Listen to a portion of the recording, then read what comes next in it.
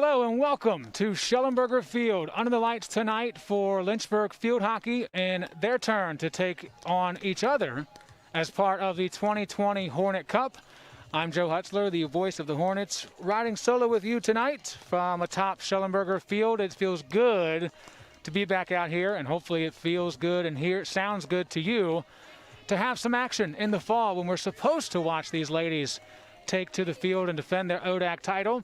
Of course, they'll have to wait until the spring semester in February 2021, but time will come and they will come out and dominate as expected.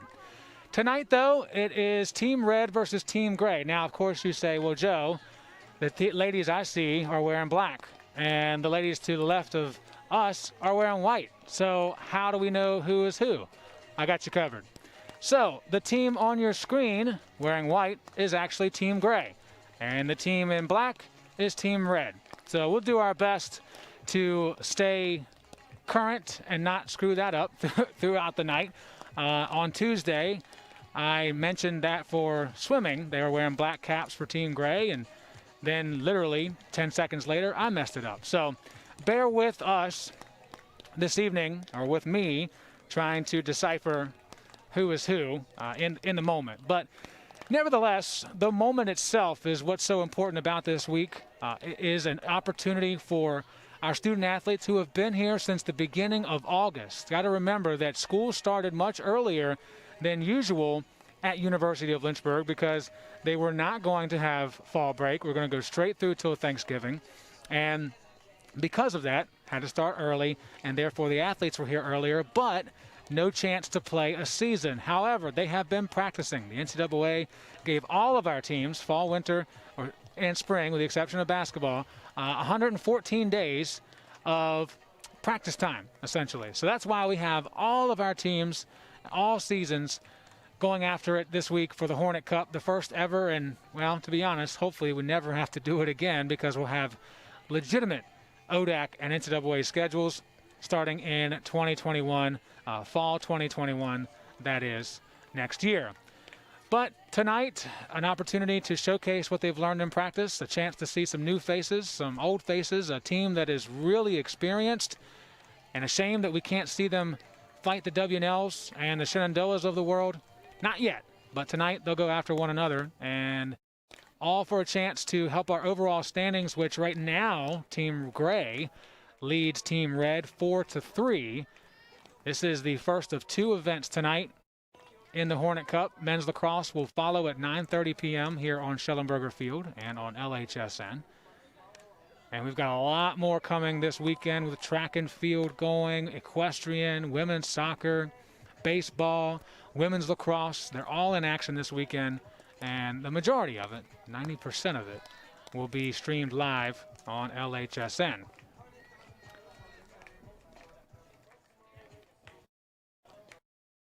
Another thing about today that's so special is it is Give Day 2020, our annual Give Day that's generally in April. Of course, that had to be changed because of COVID-19 and the pandemic. So we moved it to October, and today has been very successful, but still we've got a ways to go on the athletic side for our Five for the Hive campaign. Now, if you haven't been on social media today, or YouTube, I guess that counts as social media. If you haven't been on those channels for the University of Lynchburg or Lynchburg Sports, you may not know what Five for the Hive is. Well, without going into a whole bunch of detail, the main explanation is Five means 5 facilities, and of course benefiting the entire Hive, not just athletics.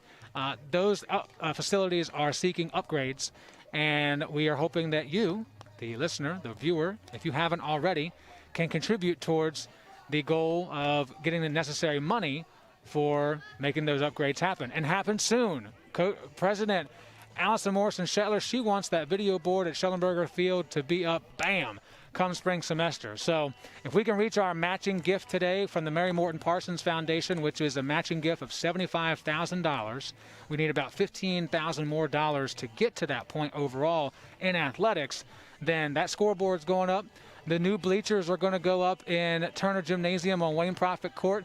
We'll get the concrete laid and the seating started at Moon Field, and Fox Field for softball and baseball.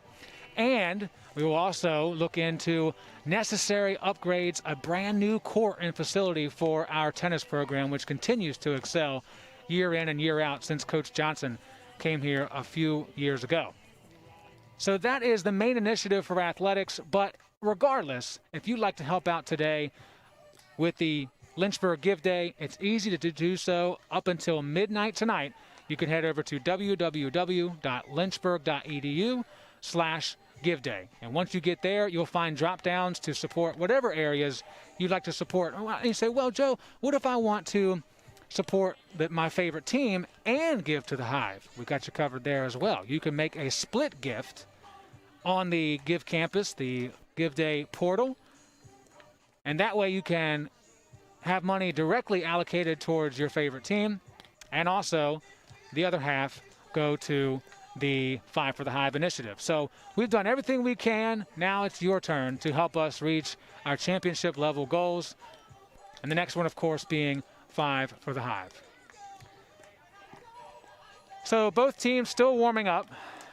The way they've structured Hornet Cup is whenever your practice times are, that's when we'll put these games in play.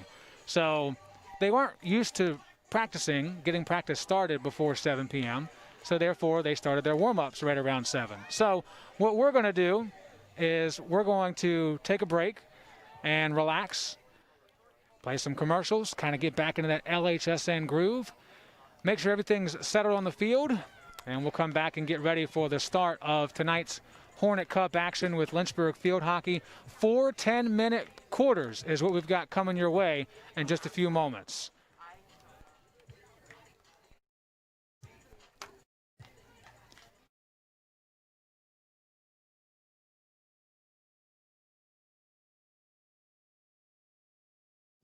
Lynchburg really stood out for me just because of the way it treated its students. They really do make an effort here. And I've learned that over my 4 years is that they actually do try to listen to what the student body wants, and they try to act on that. They don't really just give you a piece of paper here to then go off and do your own thing. They actually prepare you to work with different populations, which is what the world is all about. It's just working with people that are different than you. They genuinely care that everyone has the ability to go off into the world and make a difference with whatever they like. For me, that's just being basically in a room with someone helping them achieve their first goal of, I don't know, doing a pull-up. I actually do believe they want you to do the best you can to change someone's life for the better. You can be anyone here, which I think is really cool. But regardless of who you are here, they will make sure you don't fall through the cracks, which is awesome. I have realized that I've never felt lost here. I will not regret ever coming here, that's for sure. So I'm very glad that I came here. Yeah, it's actually pretty awesome.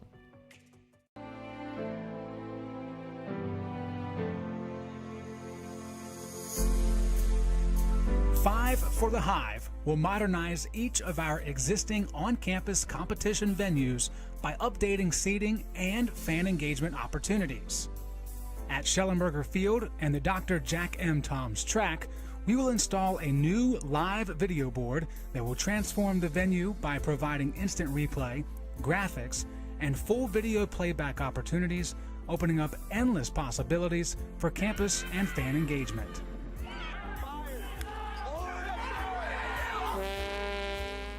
Inside Turner Gymnasium, our seating will be replaced, ushering in the era of chairback seating and modern molded bench seating. Necessary upgrades will be done to our tennis facility with the addition of courts, providing our programs with continued positive momentum and a good foundation for success. Down on Moon Field, fans will experience improved sightlines through elevated seating, and teams will enjoy larger dugouts to shelter them from the elements as they prepare for battle with the top teams in the nation. The Hornet baseball program expands their ability to engage fans and build excitement with reconfigured seating that wraps around the backstop and more accessible seating access from the upper concourse, and a repositioned press box that allows greater fan views of the championship level action on the diamond. Join us on October 15th for Give Day 2020 and blowing past the Mary Morton Parsons Foundation $75,000 match to help us get all of these projects in motion over the next 12 months. Your support will help us provide championship-level experiences for our scholar athletes and the community.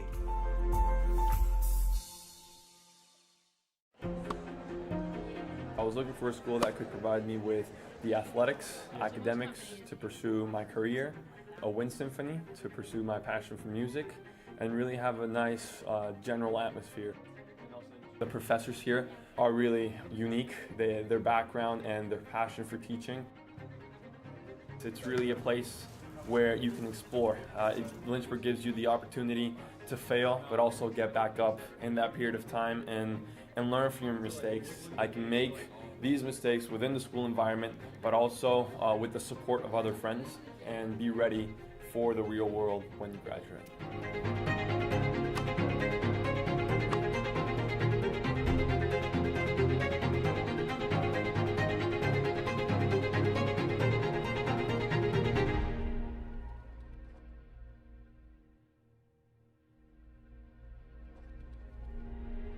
The biggest thing that I've taken from Westover is probably my interactions with faculty. I started working with Dr. Fryer. He's always available for help, and he makes sure that I get to do the experiments and not just be there while he does them. I didn't want to limit myself when I came here to just taking the prereqs for med school. I wanted to get a full, well-rounded education, and I definitely found that in the Westover program. It's given me the opportunity to keep playing soccer at a competitive level, but also it's given me the ability to be a student and to pursue other activities such as EMS.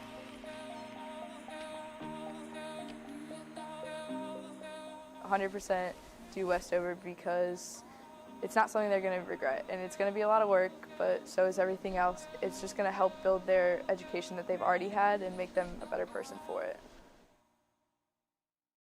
At Lynchburg, we don't fear change. We embrace it. In our students, on our campus, in our community, and around the world.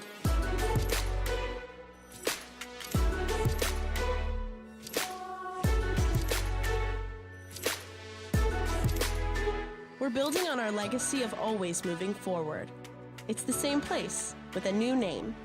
Welcome to the University of Lynchburg.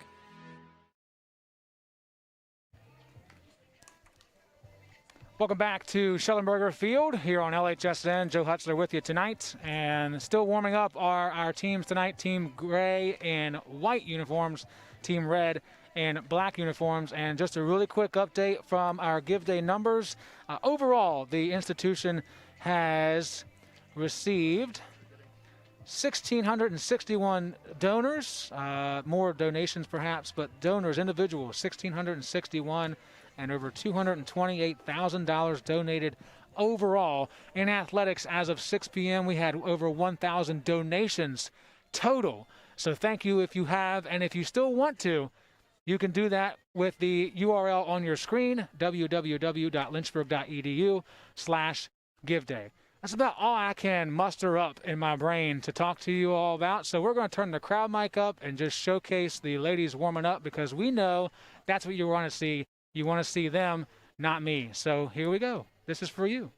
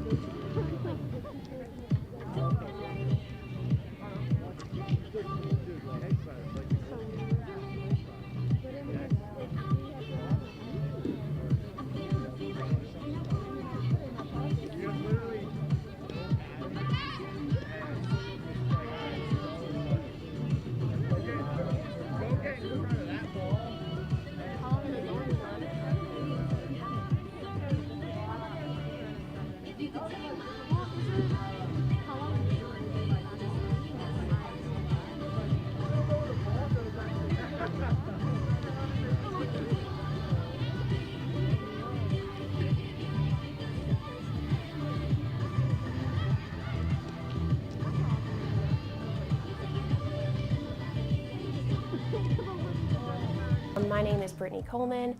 I graduated in 2014 and I have a major in chemistry and a minor in secondary education.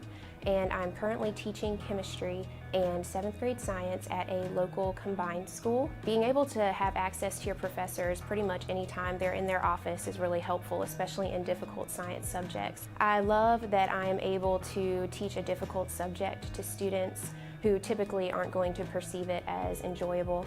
I'm able to present it in an interesting way because I was presented this information in an interesting way. It's nice for me to be able to mirror what it was that influenced me to be able to teach.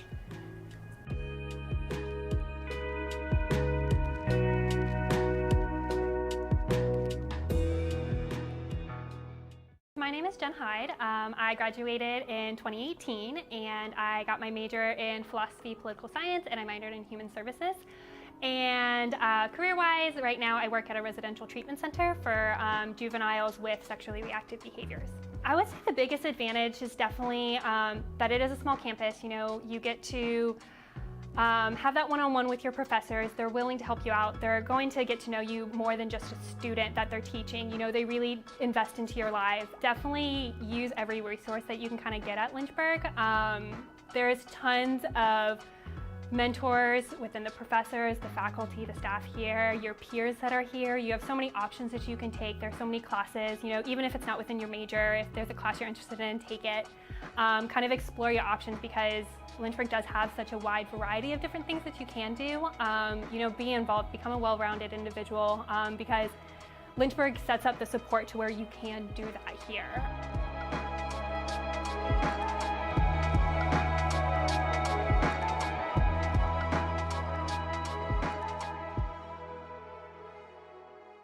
My name is Marlene Castaños. I graduated in 2009. I was a communication major. I am a digital producer now for the Morning Agency. So we have brought up amazing clients from Geico to Land O'Lakes to Oreo. So we get to create amazing content, all those funny Geico commercials that you see. And as a digital producer, I get to create amazing content for digital. I was very highly involved here. I was president of my class while I was here. I was president of the Hispanic Society. I joined a sorority when I was here. I had like 2 jobs. So having a sense of managing my time, it kind of pushed me to be better at my job right now. Just knowing that you had someone on your corner was really important, and they really took the time to really invest in their students. I felt like I had a cheerleading squad behind me at every single point. They were the ones that encouraged me to look for those opportunities, to push myself to be better. So it's definitely truly an amazing place. I brag about this place all the time. So if anyone gets lucky enough to be part of this community, it's life-changing.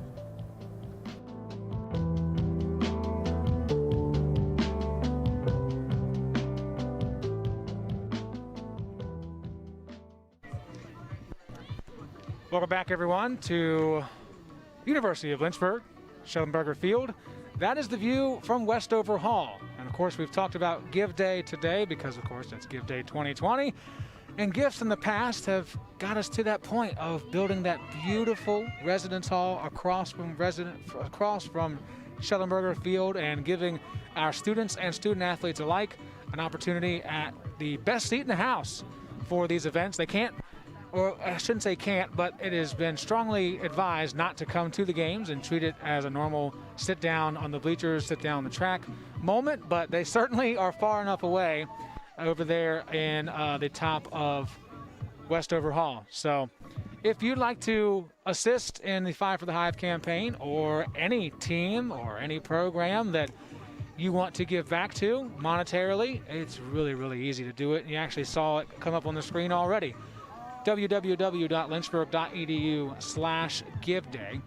Athletically, over 1,000 donations have been made, and we are roughly $15,000 away from matching the $75,000 gift from the Mary Martin Parsons Foundation, which, if we are able to do that tonight before midnight, we will get started on a brand new, never ever had before, video board here at Schellenberger Field, which will be the largest video board east of the Mississippi River.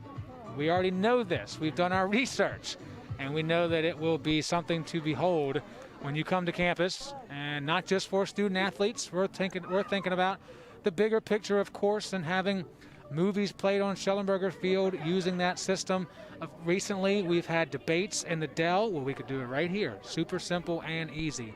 And of course, one thing I forgot to mention earlier related to the Schellenberger Field aspect of Five for the Hive was enclosing this pavilion. And of course, if you've been here before, you know that rain, shine, snow, sleet, doesn't matter. LHSN is in the booth, and we are bringing you the action at any point in time of the year, any temperature, any of those things. But if we enclose this sucker, we have a chance to keep it climate controlled. We have a chance to keep equipment in the pavilion so it's easy access.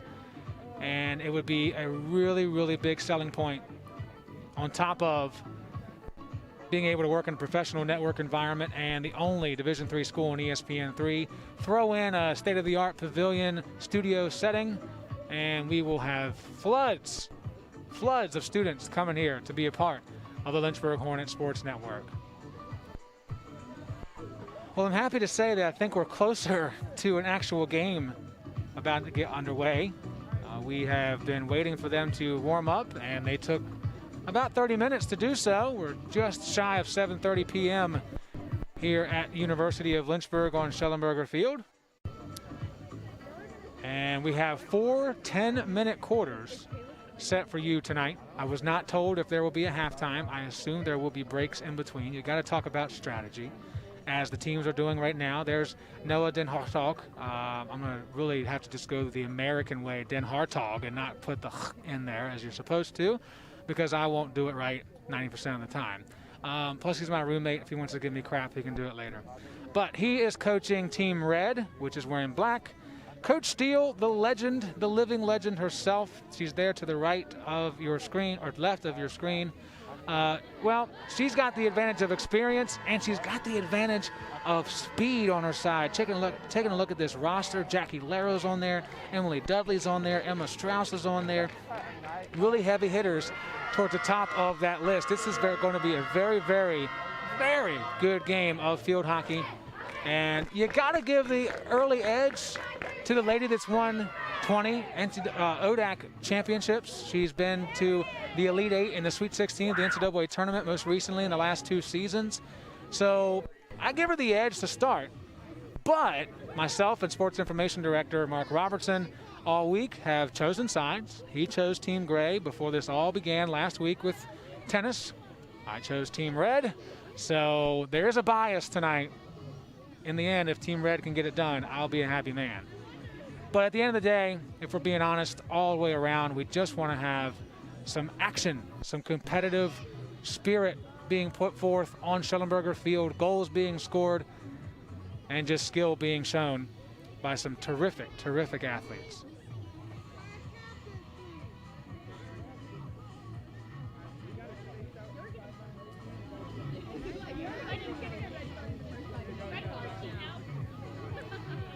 Coach Karen Mann out at midfield, putting on her mask as she discusses the rules with 2 captains, Emma Strauss and Alex Redmond. They will rock, paper, scissors for it at midfield.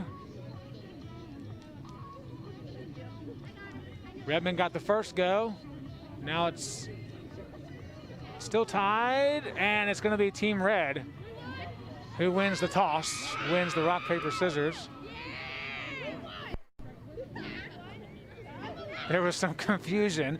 Kessa Romero was very happy that her team lost the rock, paper, scissors.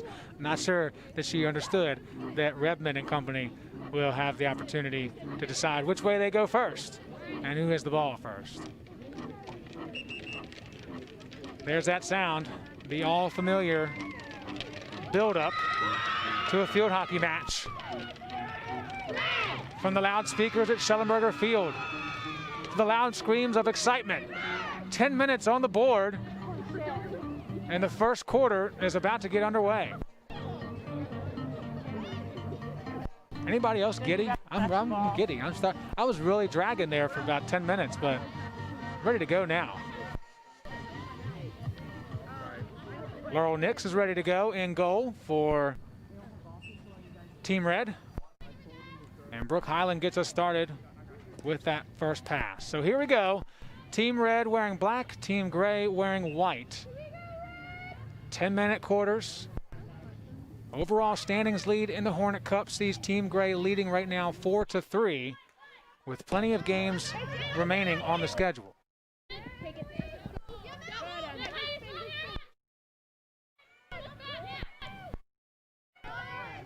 Alexis Brown. Hard shot. Pass attempt that will roll across the end line.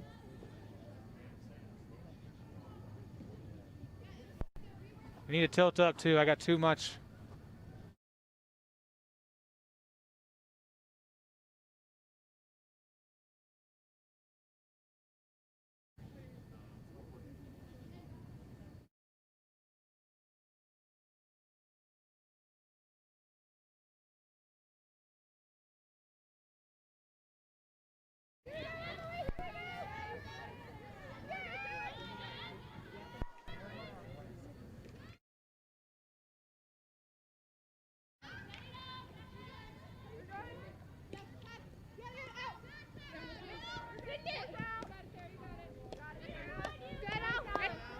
Alex Redmond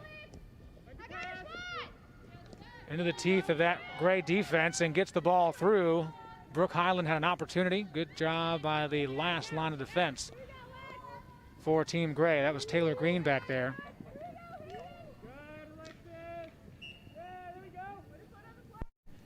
Quick restart. Jackie Laro pushes it inside and behind the intended target.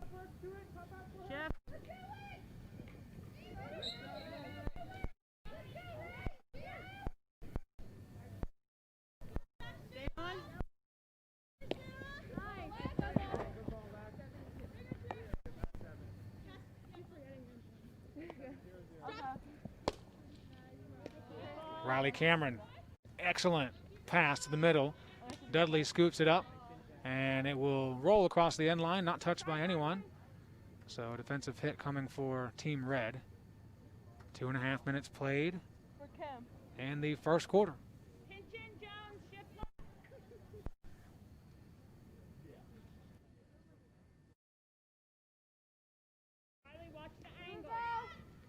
Redmond dribbles, lobs it over top of the defender's stick. Emily Giannis gets by one defender, two, trying to work against Cameron, and eventually does. Taylor Green not getting through the legs of Truitt, and Green chases it down again. Taylor Green, an excellent defender. She has been since she got here. Part of a stout back line for this Lynchburg field hockey program. And look at Green in amongst 4 Team Red members and still able to keep it out of harm's way. Could have easily been a turnover with Team Red having the numbers. Instead, it's coming back for Team Gray. Laro looking to pop it over the stick of Shockley, and that shot is wide. And it will be a defensive hit. Substitutions being made for Team Red. Sydney Metz just jumped in. Caroline West about to do the same. And waiting in the wings is Sarah Miller-Richards. Sarah McCullum in for Laro. Shockley steps in front.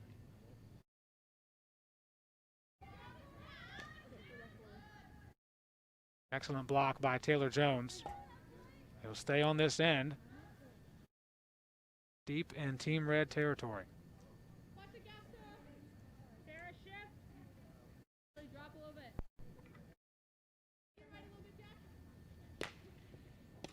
Good contact by Redmond.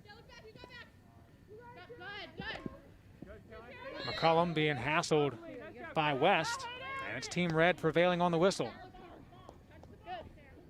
Truitt with the lift. Still gets through somehow to Metz. Sydney Metz in amongst a swarm of Team Gray members. And it's Emma Strauss with the confident play on defense. They will win it back for Team Gray. There's Kessa Romero wearing that legacy number 22 and living up to it in her freshman season. Looking forward to seeing what she's able to do in her sophomore campaign.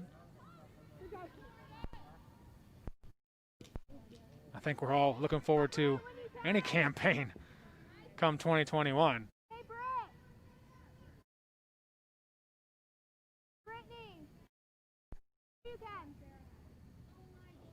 Under 5 minutes to play in the first quarter of action. One shot registered so far, and it came from Team Gray.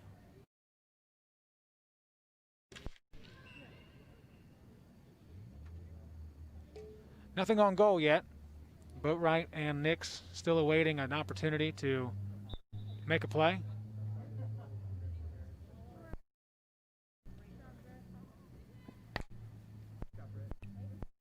Miller Richards starts off this defensive hit, and Alexis Brown prevails. Meanwhile, behind the play, or in front of it, I should say, Emily Giannis just checked in. Brown's pass attempted to get to Giannis, but Romero stepped in front of it. Now she sweeps it through the legs of Giannis. Romero looking to get outside, not there. Maggie Chapezi steps in front. Team Gray's had more of the sustained pressure offensively. But a bad pass here could see Team Red with the advantage. Taylor Green, steady Eddie, as always. Under pressure, gets it out of harm's way, and now here comes Team Gray. Romero just puts it inside, almost a deflection for Taylor Jones. Laid out for it and just missed it off the excellent hit in from Romero. And I believe it got a piece of Lero, so it was an excellent tic-tac-toe style moment. Just couldn't finish, but they'll try again from the blue line. Dudley inside, deflected. Boatwright makes a stop, lays down on it, but just like that, Lero got underneath before Boatwright could fall on top. And Jackie Lero gets the first goal of the night. Team Gray up 1-0 with 2:43 left in the first quarter.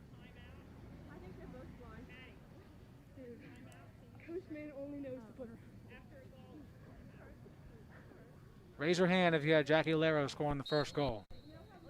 It wasn't just me raising my hand.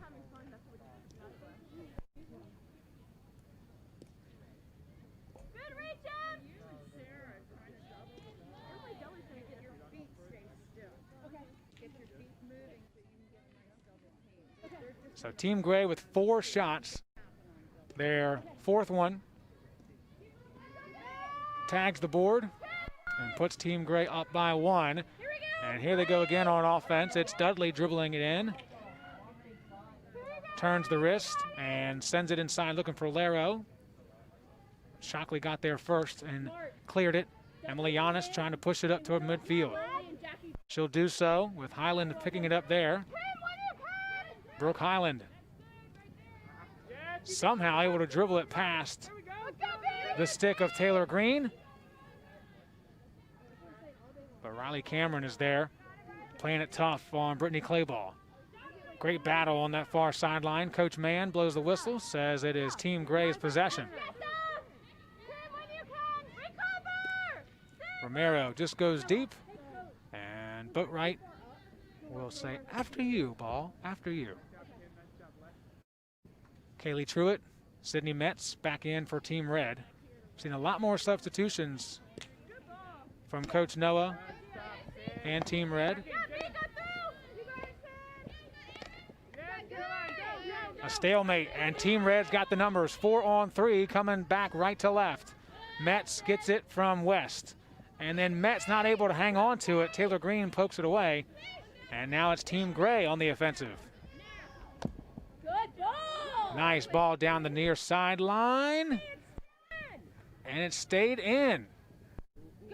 Swept towards Lero. She's got help in the middle with Dudley. Bang!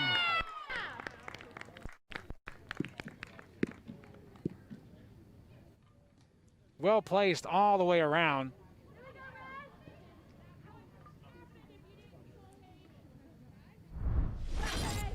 Check it out one more time. Butcher did a great job of finding Laro on the trail, and then no chance for Boatwright one-on-one with that excellent hard shot from Dudley. 2-0 Team Gray, 30 seconds to play in quarter number 1. Laro again with the speed and that low center of gravity, able to dribble around the defenders. Now she's got 2 to contend with, and a whistle will keep it here with Team Gray. Clock continues to roll, 17 seconds. Romero, and good poke from Team Red. Aaron Boatwright, can she score on her sister? Well, she'll center it. Someone else might be able to. Not before the horn sounds. 10 minutes in the books from Schellenberger Field, and Team Gray getting goals from Emily Dudley and Jackie Laro. They lead it 2-0 on LHSN.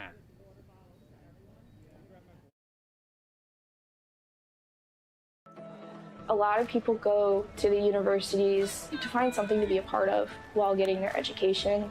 And when you come here, Lynchburg is that something, it becomes a family. It's what this school's really good at doing.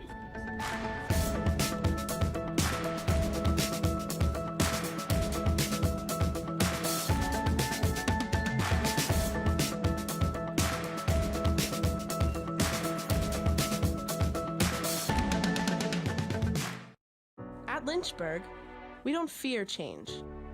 We embrace it. In our students, on our campus, in our community, and around the world.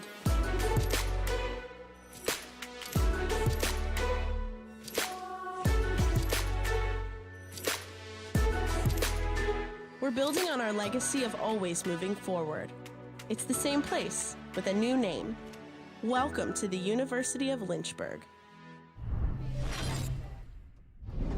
Welcome back to Schellenberger Field. 1 quarter in the books, and I've been told we're going to see that first goal of the night. Here it is. Kessa Romero put it in play.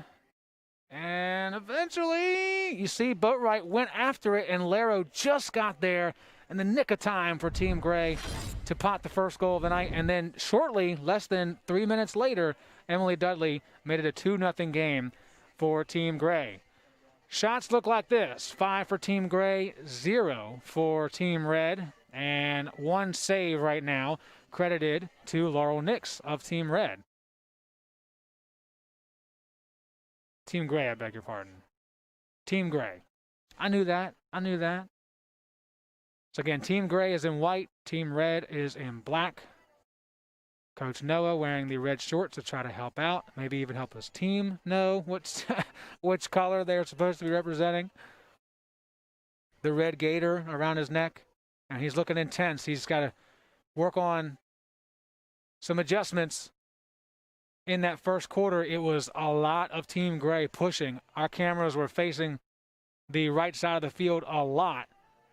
And, of course, we looked at the roster before we even started, and we said that. We said, look, Jackie Laro, Emily Dudley, Emma Strauss, on down the list. You've got a lot of experience in that group. Mixed in, of course, Kessa Romero's on there, Taylor Green, Laurel Nix. There's a lot of all-conference players in that, and all regional players in that group. So Team Red on paper had their work cut out for them, but sometimes youth is better to have. Sometimes that inexperience is better to have, because right now they don't care about that. It's on in the second quarter now. Let's forget about first quarter. What quarter? I already forgot. Let's go. So Alexis Brown, Maggie Chapazy, who are out there with the experience, Alex Redman as well. They are going to do what they can to help their sisters on the field. And Kayla Brady is going to be our new goalkeeper for Team Red.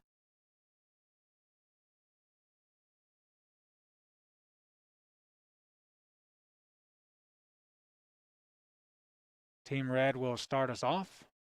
And it's Highland again, playing it back for Brown. Here we go. Second quarter has begun in the field hockey version, or edition, I should say, of the 2020 Hornet Cup. Sticks collide, and Team Gray will win the ball on the whistle.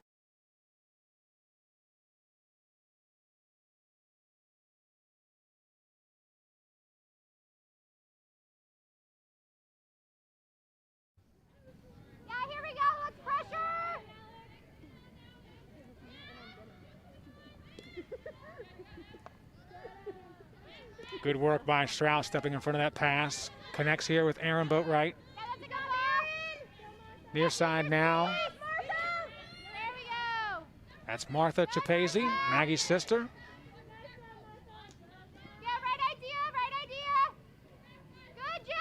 Laro by herself. Cuts it back, pushes it. Still not out of harm's way yet. Boatwright kept it there. Romero sends one high and over the arms of Brady. Kessa Romero putting herself on the Hive light reel. Good job, Kessa!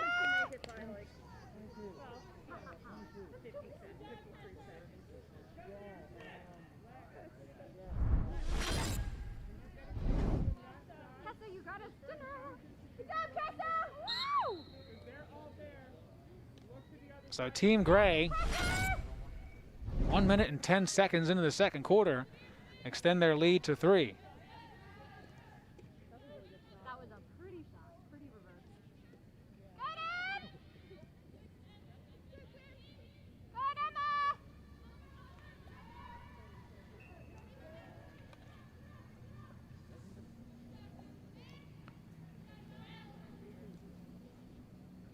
Alex Redman working against Jackie Laro. What a matchup that is. One-on-one, I'd probably pay some money for that. I don't know how much I would pay, but I'd probably pay some money for that. Casa Romero slicing through the defense and forcing the whistle to be blown. It will stay with Team Gray. We got 2 conflicting calls. No, we got 2 different calls. Emily Dudley's the closest to our mic, by the way, so she's becoming our color analyst as well on the broadcast. But the call that prevailed was for Team Red. Aaron Boatwright and Emily Giannis working it near sideline.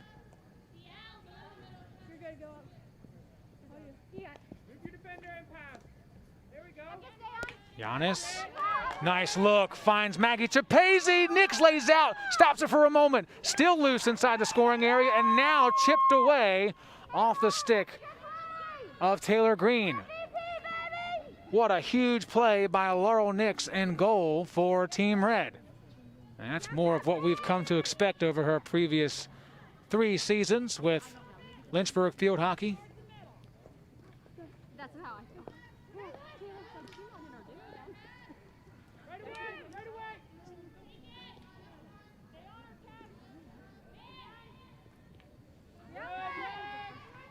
We'll definitely be sure to show you that one again and again and again. Meanwhile, Maggie Chapese inside off the right pad of Nix. Still loose, squeaks through, and it's wide of the goal.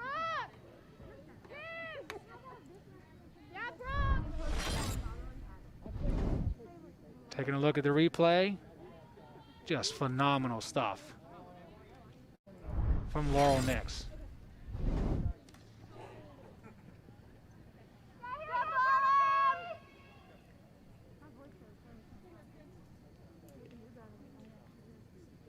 Some energy now from Team Red. I think that was something that was missing in the first quarter. They were letting Team Gray dictate the play. And although they haven't scored yet, they've certainly done a better job of keeping possession on the left half of the field. And they've added some shots to the board now with 4. They started the second quarter with 0. So making huge progress in the first 4+ minutes.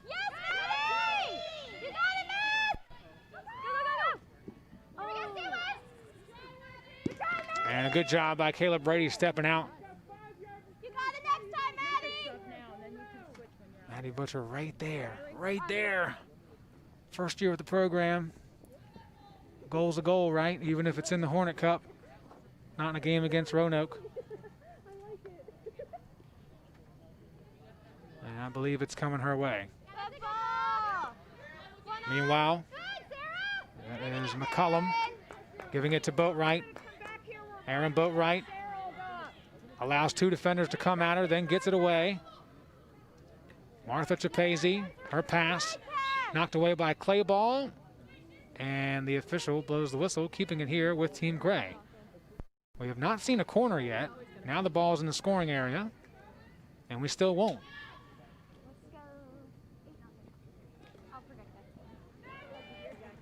McCullum.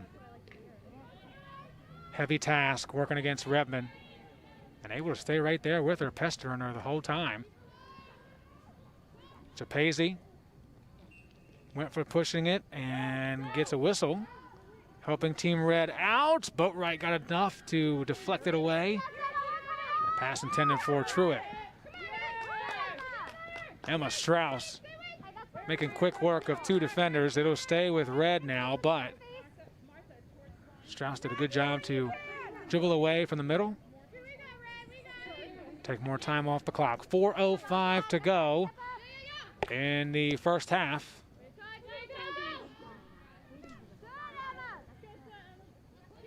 Team Red has really owned the last 4 minutes as Maggie Japese has an excellent opportunity. Nix again laying out. No, it's Boatwright, I beg your pardon. Alex Boatwright lays out and makes the stop. 4 saves now for Team Gray between Nix and Boatwright.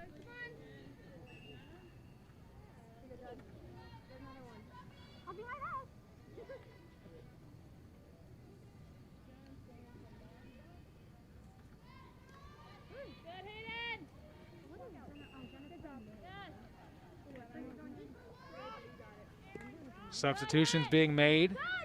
Kimberly Sheldon checks in for Team Red. Meanwhile, Truitt steps in front of that would-be pass. Clayball looking to chase it down. Gets tripped up by Romero. And possession goes to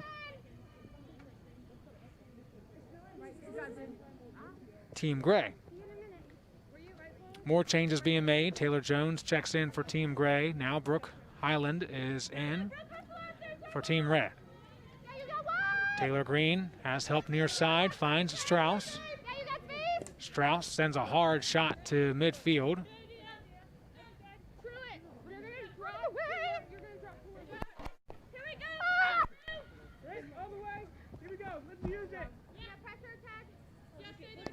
Dudley's in for Team Gray. Taylor Jones stepped into that would-be hit from Alex Redmond. And possession to Gray. 2:10 left in the second quarter. It's a 3-0 lead, but Team Red looks way better than they did in the first quarter. That third goal seemed to really wake them up. They just have not been able to get past the duo of Nix and Boatwright, which is a tall order, that's for sure.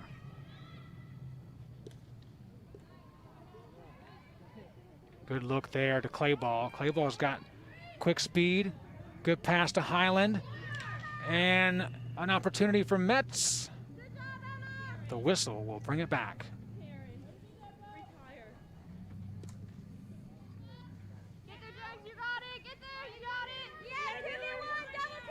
Redmond slows it down. She's got Team Gray all over her. And able to dribble away from that pressure. Excellent stick-to-stick pass to Clayball. Deals with the pressure and then deals a hard shot that's going to go across the end line and be a defensive hit for Team Gray. 60 seconds to play in quarter number 2.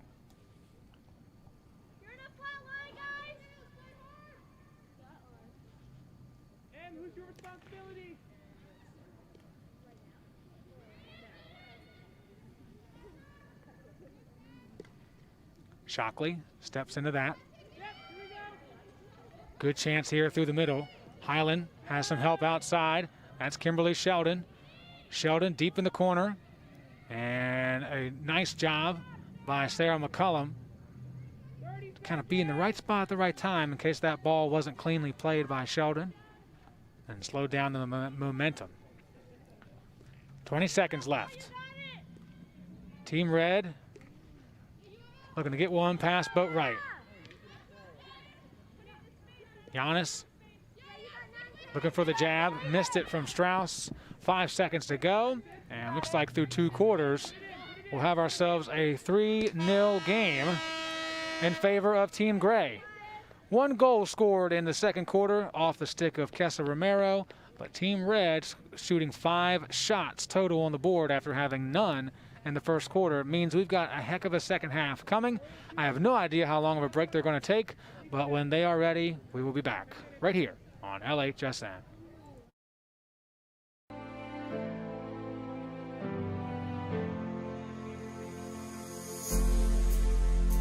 Five for the Hive will modernize each of our existing on-campus competition venues by updating seating and fan engagement opportunities.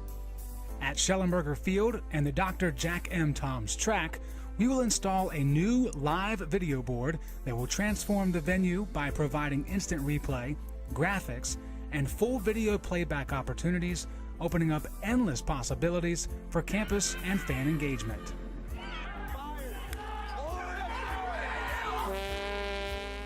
Inside Turner Gymnasium, our seating will be replaced, ushering in the era of chairback seating and modern molded bench seating.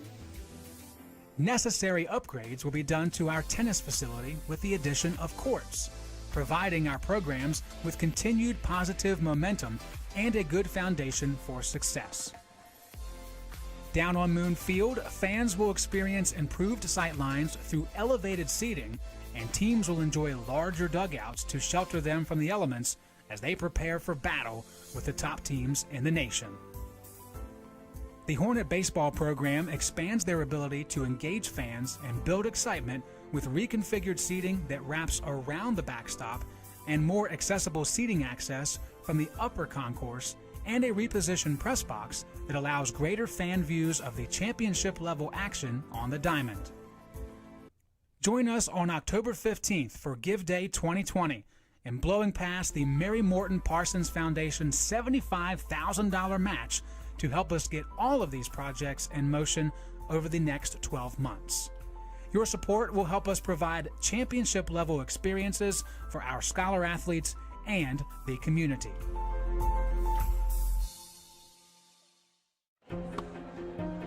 I was looking for a school that could provide me with the athletics, academics to pursue my career, a wind symphony to pursue my passion for music, and really have a nice general atmosphere.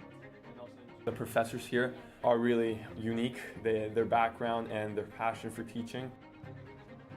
It's really a place where you can explore.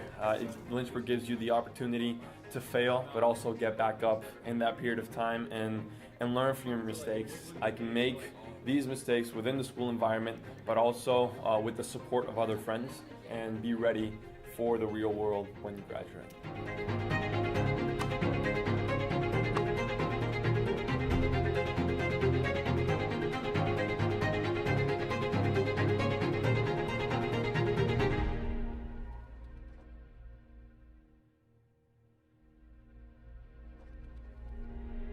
The biggest thing that I've taken from Westover is probably my interactions with faculty. I started working with Dr. Fryer. He's always available for help, and he makes sure that I get to do the experiments and not just be there while he does them.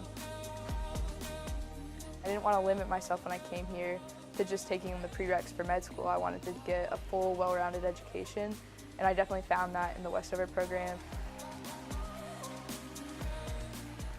It's given me the opportunity to keep playing soccer at a competitive level, but also it's given me the ability to be a student and to pursue other activities such as EMS.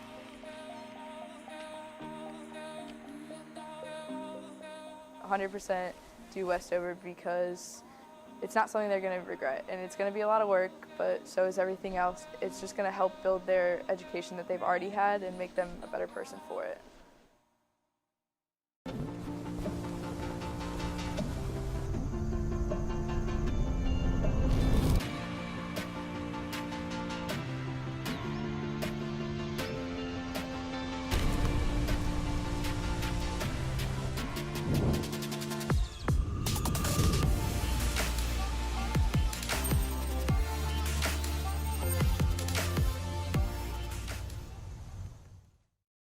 At Lynchburg, we don't fear change. We embrace it in our students, on our campus, in our community, and around the world.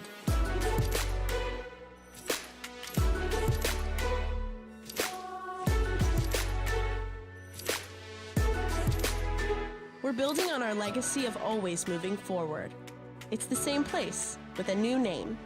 Welcome to the University of Lynchburg.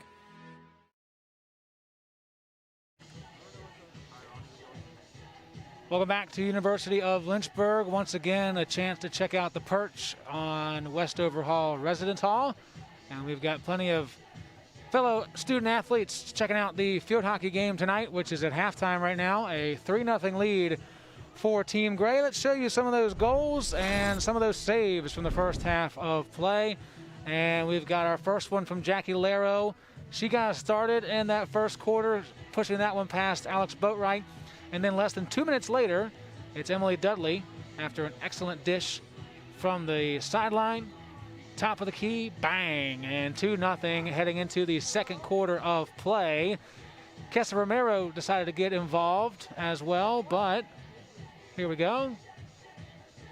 Flips over the wrist and pots the goal topside for a 3-0 lead from Team Gray. And then Team Red really started to do a much better job of consistent pressure, but Laurel Nix laid out to make one of her 3 saves, and that keeps us at 3-0. We'll take one more break, come right back. Second half of play next on LHSN. My name is Brittany Coleman. I graduated in 2014, and I have a major in chemistry and a minor in secondary education. And I'm currently teaching chemistry and 7th grade science at a local combined school. Being able to have access to your professors pretty much anytime they're in their office is really helpful, especially in difficult science subjects. I love that I am able to teach a difficult subject to students who typically aren't going to perceive it as enjoyable. I'm able to present it in an interesting way because I was presented this information in an interesting way. It's nice for me to be able to mirror what it was that influenced me to be able to teach.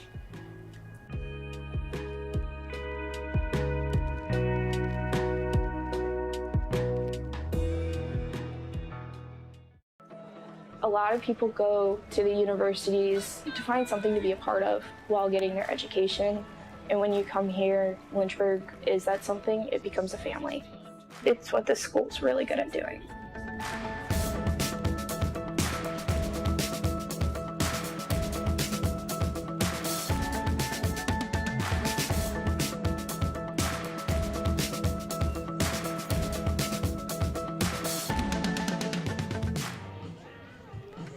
Second half is ready to begin on LHSN, and we've got ourselves a ruckus crowd over at Westover Hall. We've got AC/DC on the PA speakers, and it feels like a game night here under the lights at Schellenberger Field. Joe Hutzler riding solo with you tonight on LHSN. Excellent crew behind me of Max Bourne, Olivia McGee, and Laurencia Moten. Also on the field, some newcomers to the camera positions. Andrew Watson, one of our men's golfers, is on the far side of the field. George Diamond is on the near side, and up top is Sam Graham. 3-0 lead for Team Gray, and they will start things off with possession at the center with Jackie Laro, who has one of those 3 goals that hopefully you saw a few moments ago, thanks to the quick fingers of Olivia McGee on replay tonight. And we're underway in the third quarter of play of the 2020 Hornet Cup. Lynchburg Field Hockey doing their part to add to the overall standings, in which Team Gray leads 4-3. And right now they stand to gain another point tonight. Now, I know some people may not have even realized this, but last night the post-game images on social media stated that it was 4-4 because I counted yesterday's red team win for softball as a part of the standings, but they potentially could play 3 games and therefore have 3 different points. That's not how it works. It's a point scored by sport, by team. So whenever that 3-game series is over, whether it be tomorrow in Game 2 or a potential game on Saturday in Game 3, then they'll get a point either Team Gray or Team Red's way. But Team Red has the advantage at the moment after winning yesterday on Moon Field by a score of 2-0. They are scheduled to play tomorrow at 4 p.m. barring the rain that is expected to come into the University of Lynchburg around 11 o'clock tonight. If we get as much as they originally stated overnight, that softball game tomorrow is in jeopardy, but they will push it to Saturday. We still plan to have track and field and cross country at 3 p.m., followed by women's lacrosse at 6:30. Men's lacrosse plays next here on Schellenberger Field. You can find the link for that game where you found the link for this game, or just stay on this LHSN YouTube channel. Head to the channel page at 9:30 and check out some men's lacrosse round robin Hornet Cup tournament action. Excuse me. It'll be interesting. They're working horizontally, if you will, like I should say vertically as we look at it. So they actually will play, as you're looking at the big camera, near side will be one goal, far side will be one goal. Instead of being left and right, it's up and down. So that'll pose some interesting angles that we've never had on LHSN. And Coach Kudelka will join me in the booth. Talk about Give Day, updating where men's lacrosse finished, and also the fact that we are still going strong in athletics. At 6 o'clock, we had over 1,000 total donations made to athletics. We're still looking for enough money to open up that $75,000 match from the Mary Morton Parsons Foundation. And I'm getting a 7:30 p.m. update now. 5 of the Hive Athletics upgrades, $15,000 remaining to meet the challenge to unlock that $75,000 match gift from the Mary Morton Parsons Foundation, which will go right ahead and boom, get that video board started, get those bleachers started in the gym, start working on the concrete seating and the tennis facility upgrade right away. Speaking of right away, Jackie Laro's on the goal right away. Dudley there with a rebound. Boatwright still made the save. Doesn't know where the ball is. Laro trying to sweep it in. Maybe a defensive save in the end. Yes, Alex Redmond was there behind Boatwright. And some players are slow to get up. Shockley is down there. And Laro is as well. And everyone gets up and able to walk away without a gimp, without any type of bodily injury, maybe just feelings. And that's a good thing.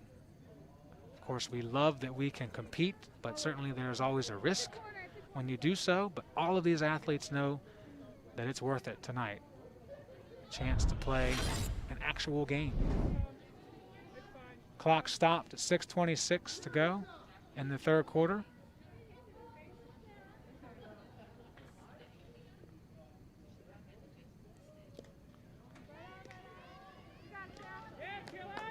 Good pressure from Team Red. That's Caroline West, one of the new faces and new names. Coach Noah is upset with Coach Mann not making a call there. This isn't just a scrimmage for him, that's for sure.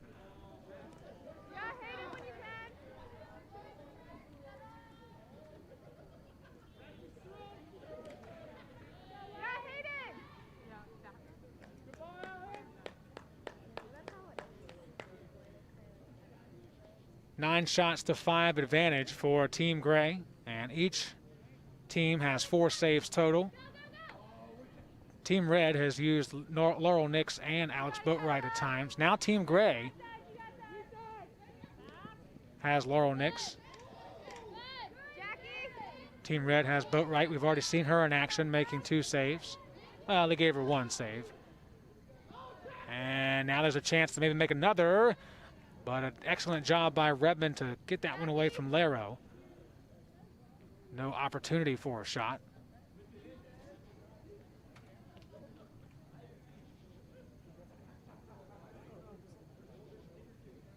Emma Strauss.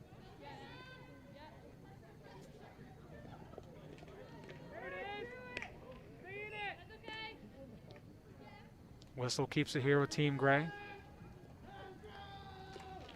And this one goes high off of the stick of clay ball.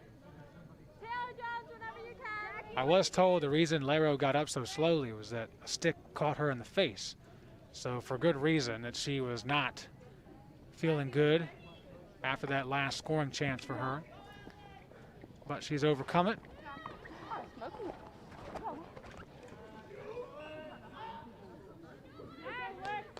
And some smoke starting to overcome the field and our senses. Don't know where it's coming from, but it smells like a brush fire that my dad and I would make in the woods of West Virginia.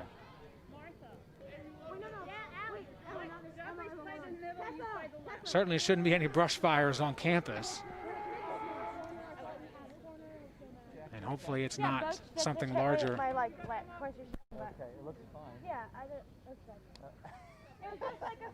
Have not heard any fire trucks either. So there's your update on the news around campus as we experience it. Team Gray already up 3-0. Trying to add to that. And off the foot of Brown. They're going to keep playing, and scoring is Dudley. There was no whistle. I don't know why people stopped playing, but Emily Dudley and others on her team did not let up, and she pots her second of the evening. Much to the delight of the fans in the tower that is the top balcony of Westover Hall.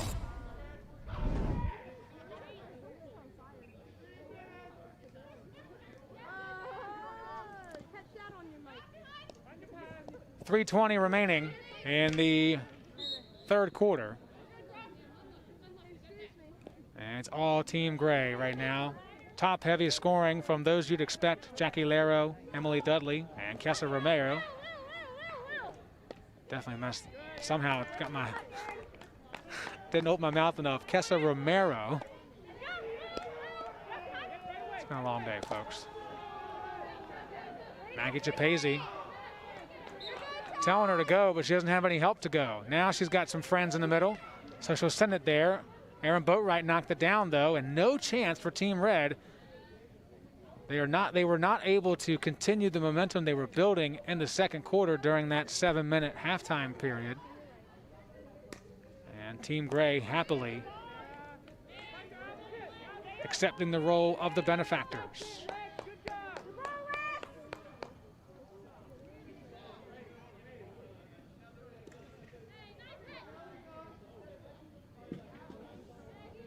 Good hit, but outside the scoring area, so Kayla Brady can just take a step aside and let it go in, and it becomes a defensive hit for Team Gray.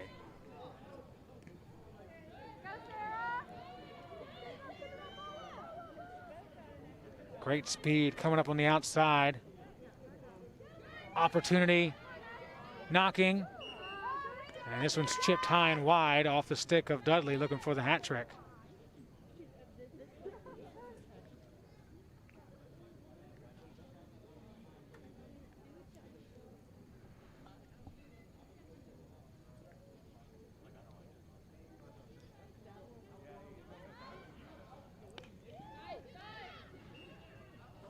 One lifted up, and Duds will come up a bit skippy. She took one off the ankle, and they're going to bring her out. She's okay. This might as well take her out for now. Jenna Tangiers will step in for her. I think it's the first time we've seen number 30 in Gray this evening.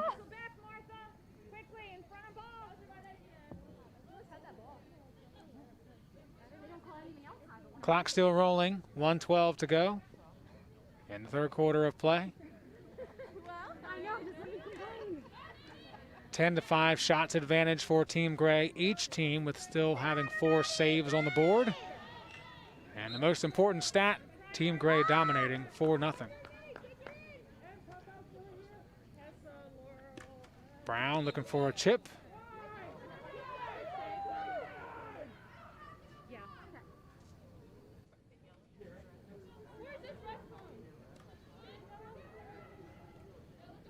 That didn't work out for Coach Noah and Team Red.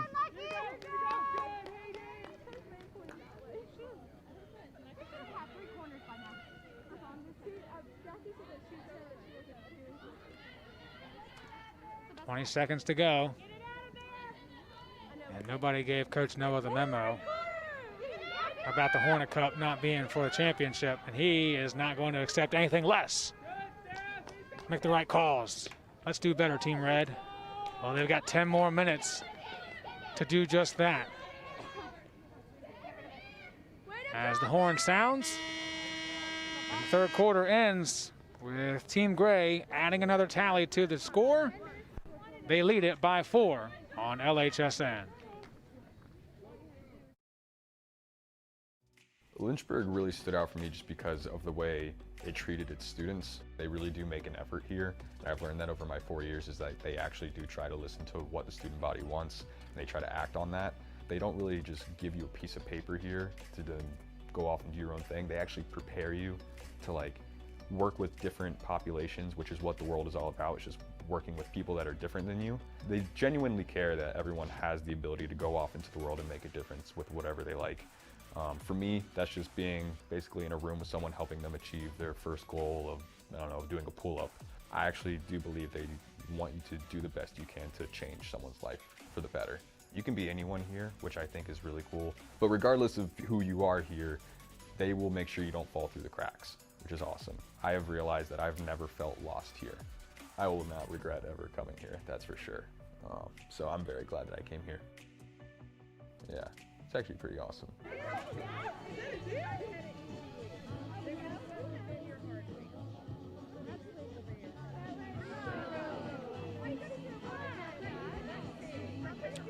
All right, we've got about 45 seconds left heading into the fourth quarter of play. Team Gray leads at 4-0, and in the overall standings, if this holds, Team Gray will extend their lead by 2, well, by 1, 2-2, 5-3. But men's lacrosse is coming up next at 9:30 p.m. on LHSN, our latest start time, official start time ever. We've had lightning delays that pushed us back before, but certainly have never had a game on the schedule that late.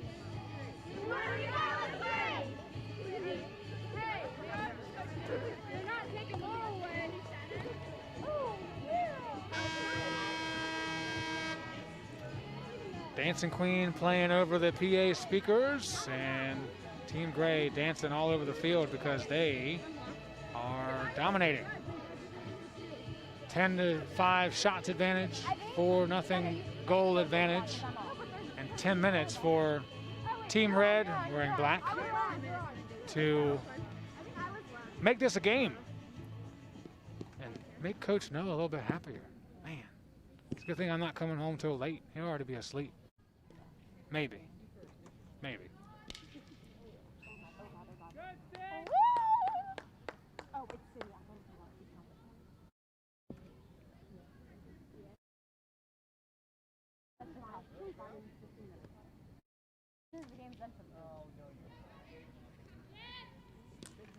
Taylor Green, hard shot, or pass, I should say, and got away from Aaron Boatwright.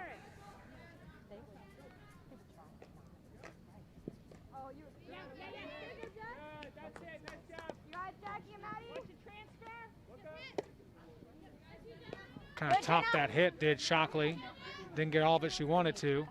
So Boatwright has an opportunity. Maggie Japese there to make it tough. Kimberly Sheldon will cleanly take it away. Gives to Maggie. Pushes inside. And then Cameron does an excellent job of picking it up in stride. Maggie working on Taylor Green. Maggie still has a chance. Centers it inside. Wide open opportunity. And it squeaks past. In the first minute, 10 seconds, Sydney Metz, the beneficiary of an excellent dish by Maggie Japese from the outside in, and it just got underneath of Nix and slowly rolled across that blue line for the first goal of the night by Team Red. And Emily Dudley, she's, again, the closest to our mic, she's gonna cry, she said. She wanted the shutout. But Sydney Metz had other ideas. All right, here we go. Yeah, let's get it back. And just like that, Team Gray answers in a hurry. Didn't even have time to call it for Tangier scores her first as a Hornet in a televised competition. That took no time at all, but at least we still can show you some of it. 20 seconds separating those goals. Yep, just stay with. And instead of 4-1, it's 5-1. Maybe things will start to open up here. Of course, that will make the coaches upset defensively if that's the case.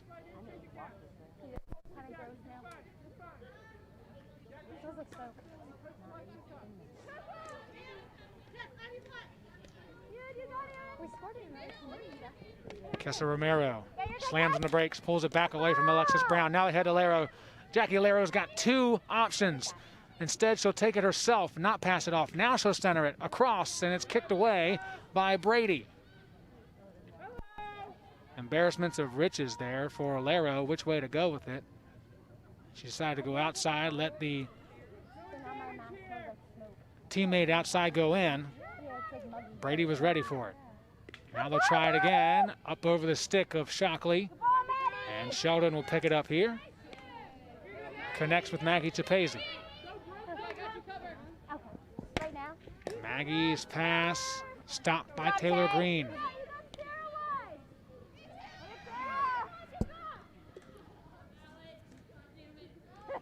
Alexis Brown, as she's accustomed to doing, stops momentum in the midfield. Gets it past Taylor Green. And I think Alexis was waiting for a whistle. Did not come as soon as she wanted it to. Now she'll go. And her pass taken away by Boatwright. Good ball, Aaron. Emma Strauss has replaced Emily Dudley as our sideline reporter. Meanwhile, Team Red trying to go again. Metz looks to center one. Nix stopped it. Still a chance for Red. Metz again inside. Kicked away by Nix.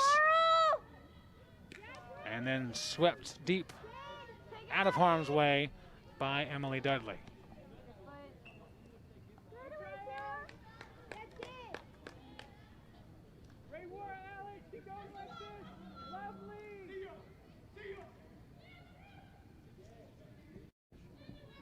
Good pass, connecting with Giannis. He pulls it back. And Cameron gets called for that. So Red will keep it. Giannis dribbles back a little bit, gives herself some space. Now she's in trouble. And it goes off her foot.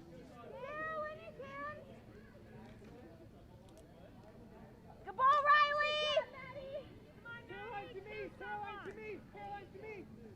Yep, Sarah, when you can. Look at the gap, opening up. Shockley up the middle. No one there but Romero. Now Clayball chasing her down from the left side.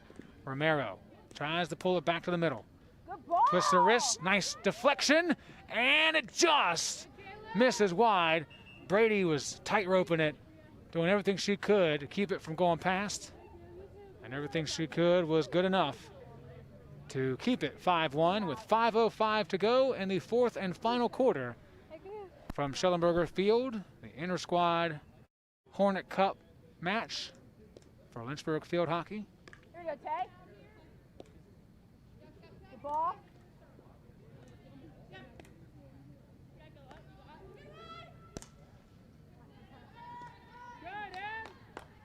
Emma Strauss, one-on-one with Giannis. Good job, Emma. Whistle will keep it with Strauss and company. Romero has it taken away by the whistle. So it's Alexis Brown through the middle. Across the midfield stripe. Turns left, now right. Splits the defenders. Has help in front if she can get it there. The pass too strong. And Nix is able to kick it away. Great setup. Just not quite where it had to be for Clayball.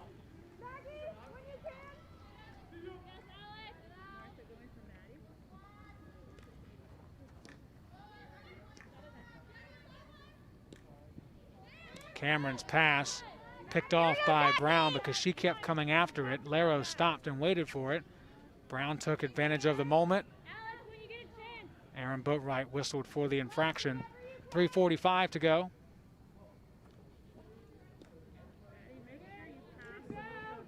Redman connects to Truitt. Green trying to box her out. Good job, Tay. And the whistle will keep it away from Team Red's advancement.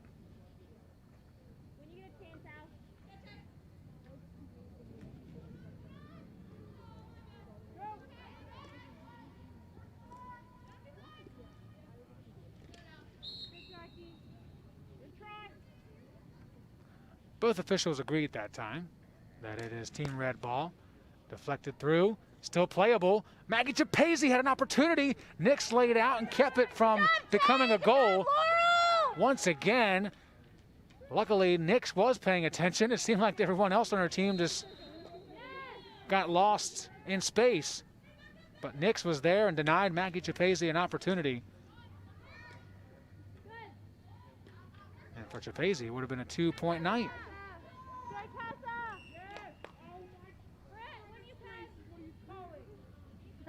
2:33 to go.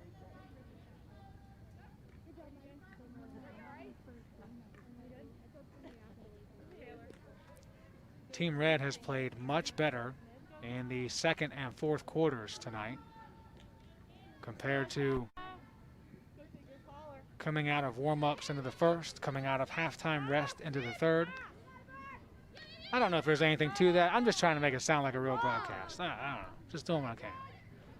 Meanwhile, Team Gray still pressuring. Dudley across the crease and through the legs of Martha Chapese.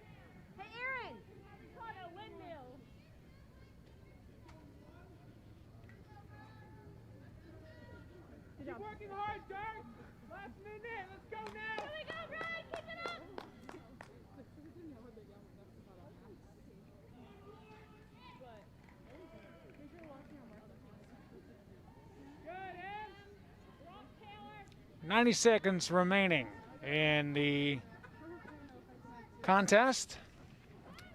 Team Gray is going to pick up the win in field hockey and also add to their lead in the overall standings of the 2020 Hornet Cup. As Highland has some help inside, went for the shot herself, landed right down in front of Metz. She tries to poke it past Nix. That's not going to happen. Laurel Nix only letting one get by tonight. She's faced the most shots out of any keeper. And she's pretty much picked up right where she left off in competitive play. Laro through the middle, has help to the right with Chapese, will take it herself, gets around, boat right. Brady, I beg your pardon. And Jackie Laro scores for the second time tonight to put the icing on the big fat cake. That is day 5 of the Hornet Cup.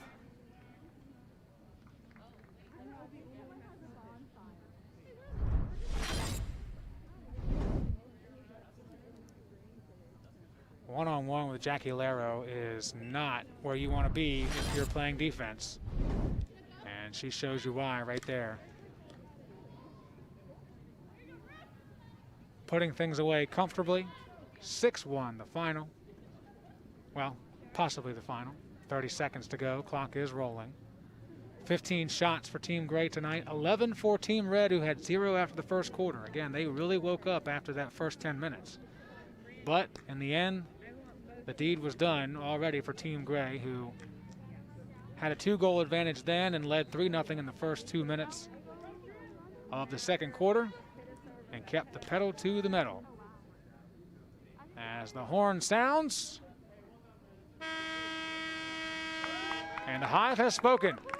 Team Gray takes tonight's win by a final score of 6-1 over Team Red for Lynchburg field hockey. Overall standings for the Hornet Cup have Team Gray in the lead 5-3, with men's lacrosse still to come this evening. 9:30 start time for them right here on Schellenberger Field and a LHSN YouTube channel. Hope you can tune in for that. Try to stay up for it. It should be a great nightcap of those young men. Excellent showing of field hockey tonight for these young ladies. Really, really nice to have a crowd, some noise, lights on at Schellenberger Field. You tuning in. There's almost 100 of you all watching tonight. We're glad we could bring you the action on LHSN, and more to come throughout the weekend.